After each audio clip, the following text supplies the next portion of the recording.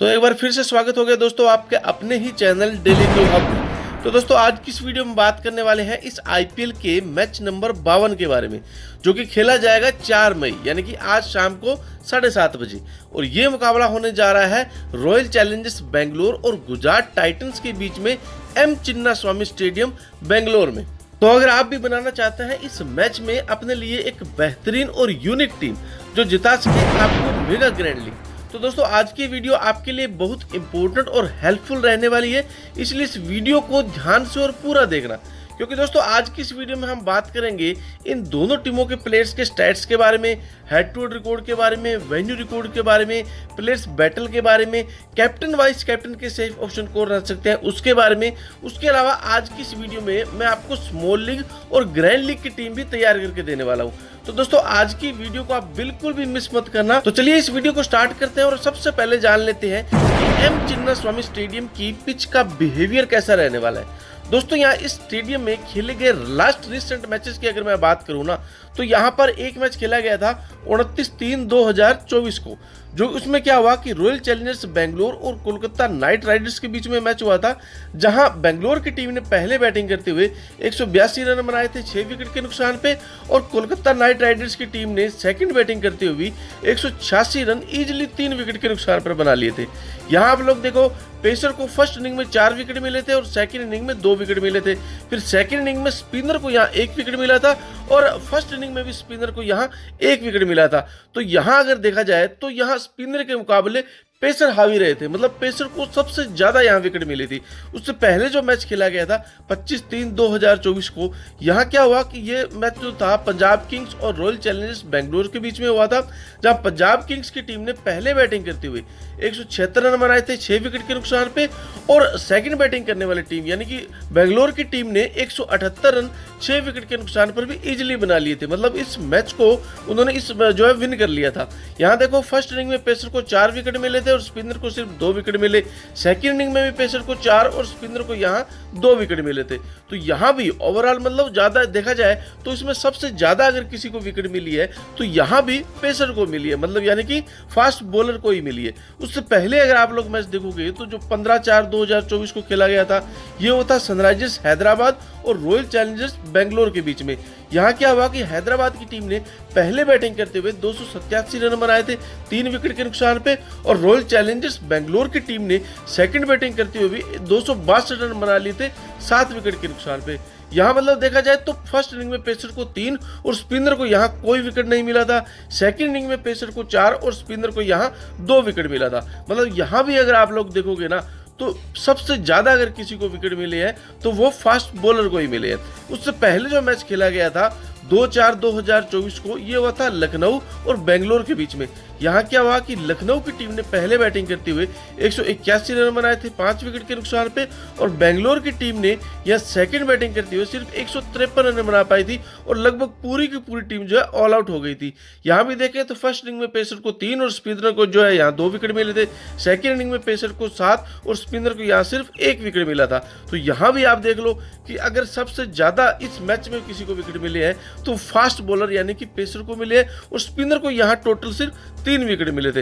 मतलब देखा जाए ना ओवरऑल स्पिनर भी इंपॉर्टेंट हो गए और पेसर भी इंपॉर्टेंट हो गए। लेकिन स्पिनर की अगर मैं बात करूं तो वो फर्स्ट इनिंग के मुकाबले सेकंड इनिंग में इंपॉर्टेंट हो सकते हैं, लेकिन फर्स्ट इनिंग और सेकंड इनिंग की अगर मैं बात करूं तो वहां सिर्फ फास्ट बॉलर यानी पेसर को ही मदद मिलने वाली है। बाकी दोस्तों एक और इंपॉर्टेंट बात, अगर आप लोगों ने अभी तक हमारा इस टेलीग्राम ग्रुप, जिसका लिंक आपको नीचे डिस्क्रिप्शन और कमेंट सेक्शन में अवेलेबल है, उसे अगर ज्वाइन नहीं किया है तो उसे पक्का से ज्वाइन कर लीजिएगा।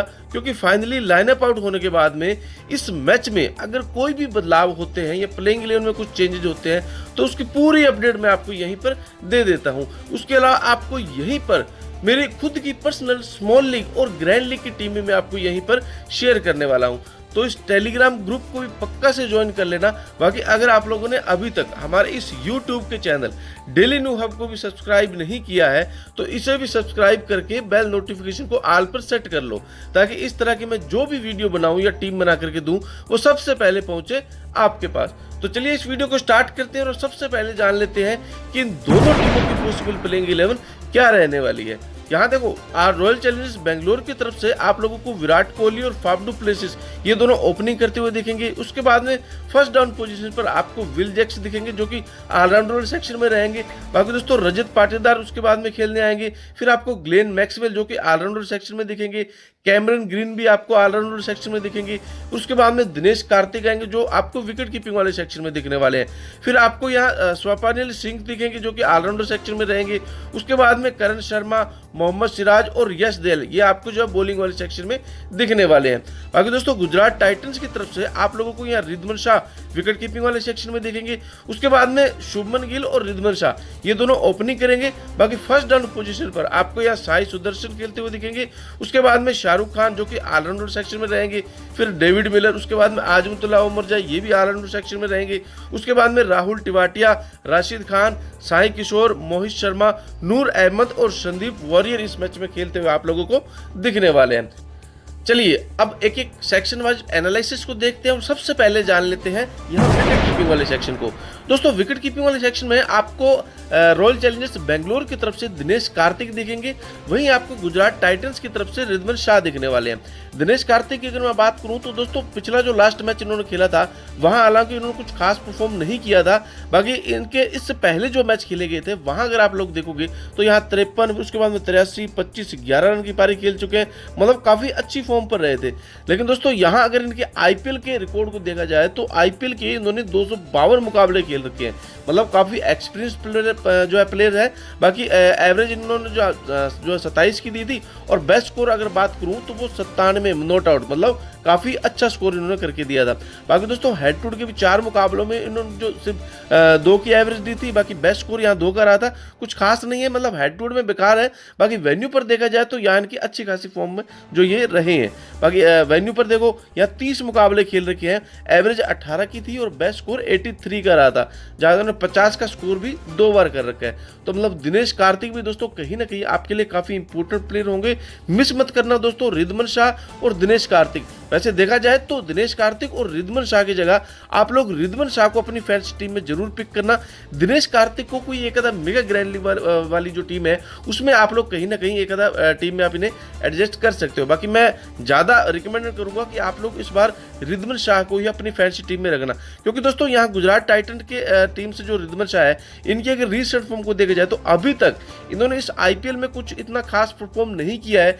लेकिन दोस्तों इस मैच में काफी अच्छी उम्मीद है इनसे कि आपको 50 से ऊपर का स्कोर करते हुए देखें।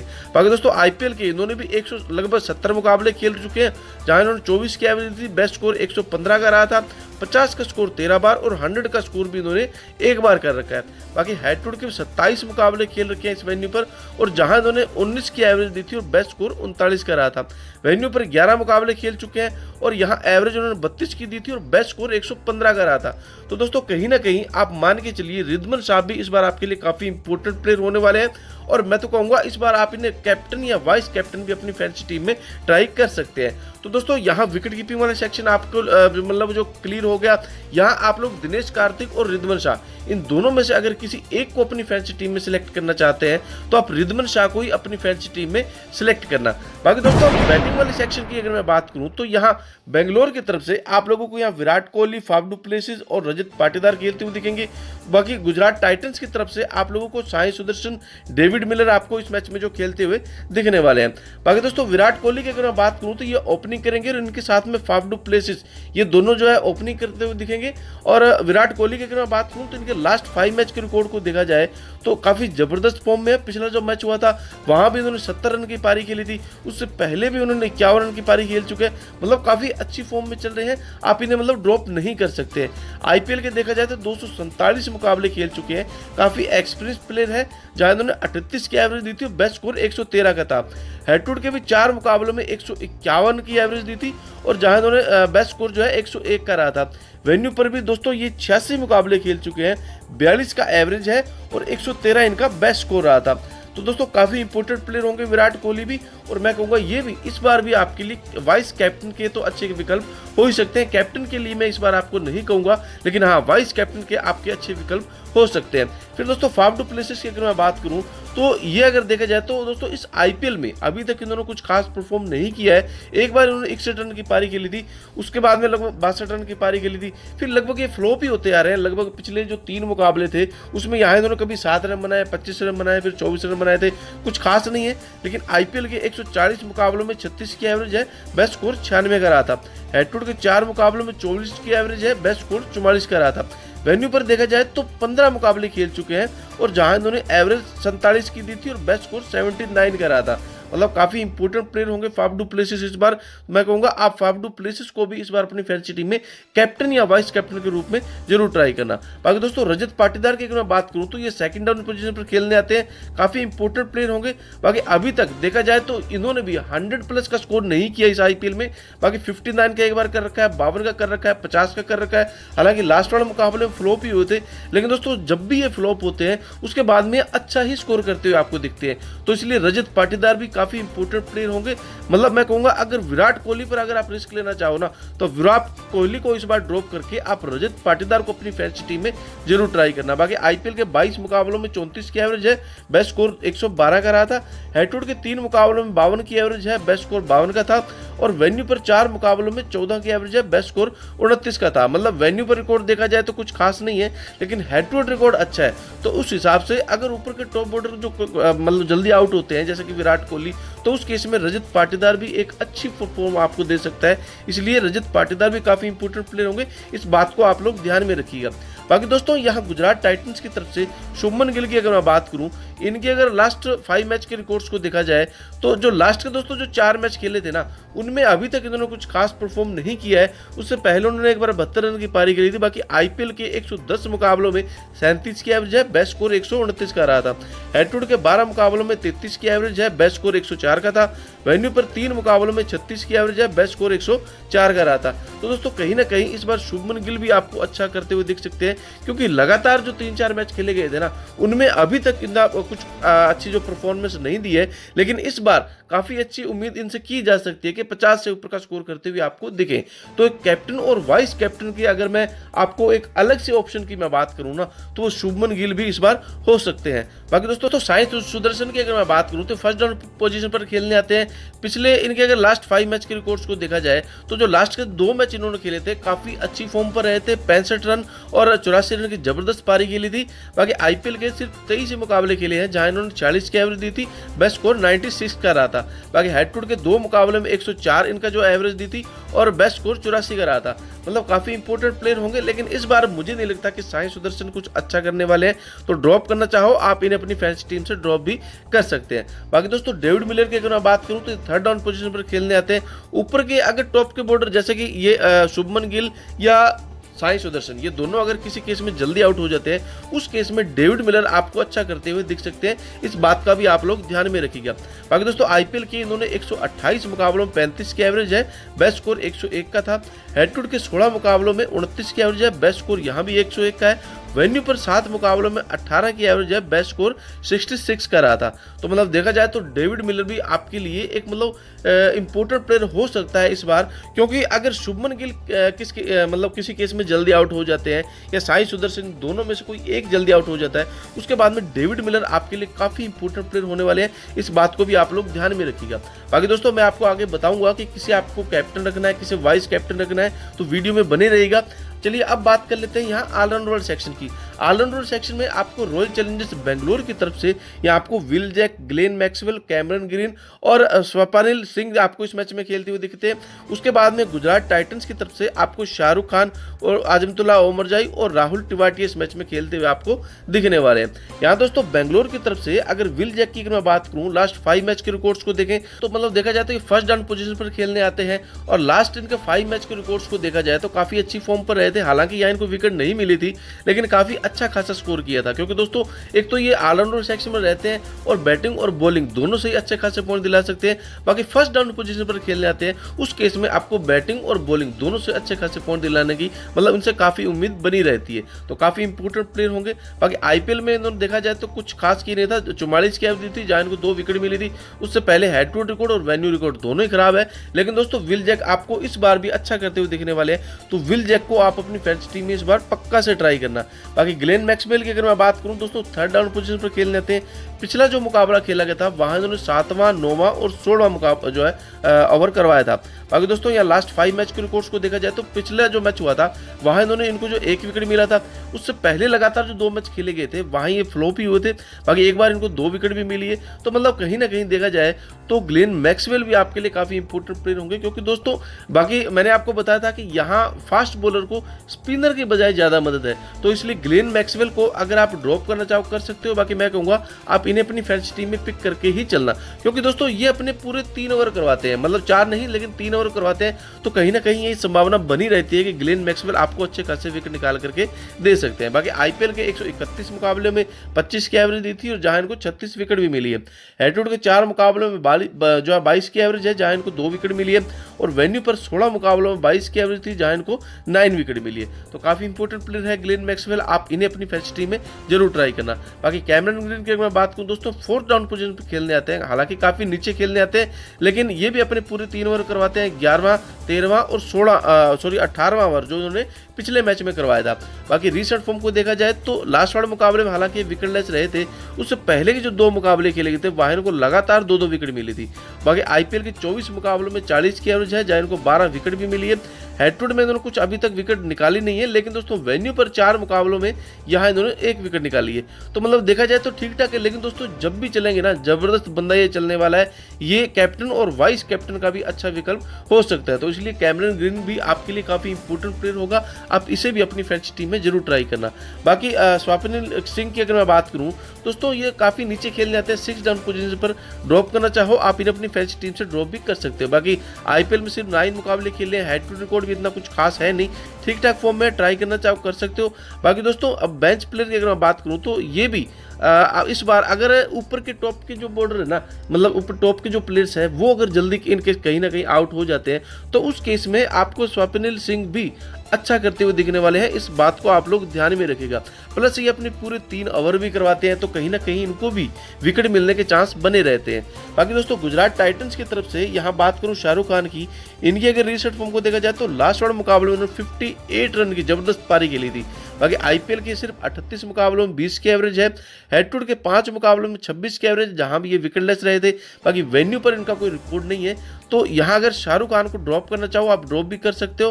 बाकी दोस्तों शाहरुख खान की जगह पर मैं कहूँगा आप आजमतुल्ला ओमरजाई को अपनी फैंटेसी टीम में जरूर ट्राई करना, क्योंकि दोस्तों ये 2 ओवर भी करवाएंगे। बाकी दोस्तों बैटिंग और बॉलिंग दोनों से आपको अच्छे खासे पॉइंट दिला सकते हैं। बाकी लास्ट के जो 2 मैच खेले गए थे वहाँ लगभग ये फ्लॉप ही हुए थे, उससे पहले अगर आप लोग देखोगे तो कहीं ना कहीं इनको एक आधा विकेट मिली है। बाकी इस आईपीएल में देखा जाए तो आजमतुल्ला ओमरजाई इतने कुछ खास फॉर्म में नहीं रहे हैं, लेकिन दोस्तों हो सकता है इस मैच में आपको कुछ अच्छा करते हुए देखें, तो आप इन्हें अपनी फैंटेसी टीम में इस बार जरूर ट्राई करना। बाकी राहुल त्रिपाठी की अगर मैं बात करूं तो ये 5th डाउन पोजीशन पर खेलने आते हैं, इतने इंपॉर्टेंट प्लेयर रहेंगे नहीं। बाकी आईपीएल के 91 मुकाबलों में 25 की एवरेज है, 32 इनको जहां विकेट भी मिली थी। हेड टू हेड के 11 मुकाबलों में इन्होंने 49 की एवरेज दी थी, सिर्फ 2 विकेट मिली थी। वेन्यू पर 4 मुकाबलों में यहाँ इनको सिर्फ 1 विकेट मिली है, तो ठीक ठाक फॉर्म में राहुल त्रिपाठी को अगर आप ड्रॉप करना चाहो आप ड्रॉप भी कर सकते हो। उसके बाद दोस्तों लास्ट बॉलिंग वाले सेक्शन की अगर मैं बात करूं तो यहाँ बेंगलोर की तरफ से आप लोगों को करण शर्मा, उसके बाद में मोहम्मद सिराज और यश दयाल आपको इस मैच में जो ओवर करवाते हुए दिखने वाले हैं। उसके अलावा आपको दोस्तों यहाँ पर स्वप्निल सिंह भी मैंने आपको बताया था कि 3 ओवर करवाएंगे, इसलिए मैंने आपको जो है यहाँ पर लिख रखा है। बाकी दोस्तों यहाँ गुजरात टाइटंस की तरफ से यहाँ राशिद खान आपको ओवर करवाते हुए दिखने वाले हैं, जो अपने पूरे 4 ओवर करवाएंगे। उसके बाद में साई किशोर भी अपने पूरे 3 ओवर करवाने वाले हैं। फिर आपको नूर अहमद भी भी इस मैच में 4 ओवर करवाएंगे। बाकी मोहित शर्मा भी आपको इस मैच में 2 ओवर करवाते हुए दिखने वाले हैं। यहाँ दोस्तों करण शर्मा की अगर मैं बात करूँ तो यहाँ इनकी रीसेट फॉर्म को देखा जाए तो लास्ट राउंड मुकाबले में हालांकि इतने कुछ खास इन्होंने परफॉर्म किया नहीं था, लेकिन उससे पहले आप देखोगे तो यहाँ इनको 29 रन देकर के 2 विकेट मिली है। मतलब काफी इंपॉर्टेंट प्लेयर है। आईपीएल के 79 मुकाबले में 72 विकेट है। हेड टू हेड में देखा जाए तो अभी तक इन्होंने कुछ खास किए नहीं है। वेन्यू पर भी देखा जाए तो इन्होंने सिर्फ 6 मुकाबलों में इनको 11 विकेट मिली है।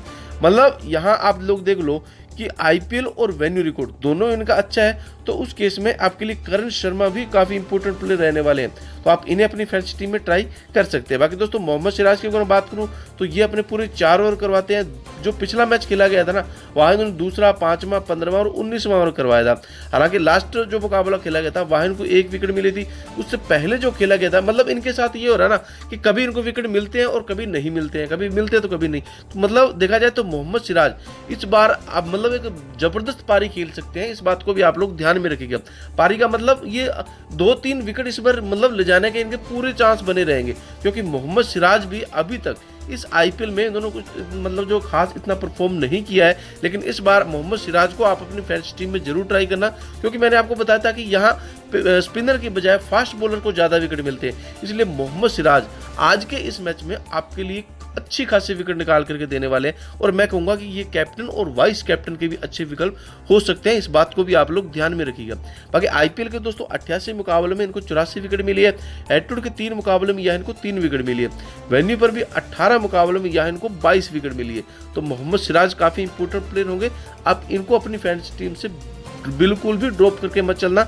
बिल्कुल मतलब इनको आप ट्राई करना। कैप्टन या वाइस कैप्टन भी आप लोग इन्हें अपनी फैंटेसी टीम में ट्राई कर सकते हैं। यश दयाल की अगर मैं बात करूं दोस्तों, ये भी काफी इंपॉर्टेंट प्लेयर होंगे, और ये भी दोस्तों क्योंकि ये ना मतलब लास्ट के जो डेथ ओवर है ना वो भी करवाते हैं, और कहीं ना कहीं जो भी प्लेयर डेथ में ओवर करवाता है उसको मतलब सबसे ज्यादा विकेट मिलने के चांस बने रहते हैं। इसलिए यश दयाल भी काफी इंपॉर्टेंट प्लेयर होगा।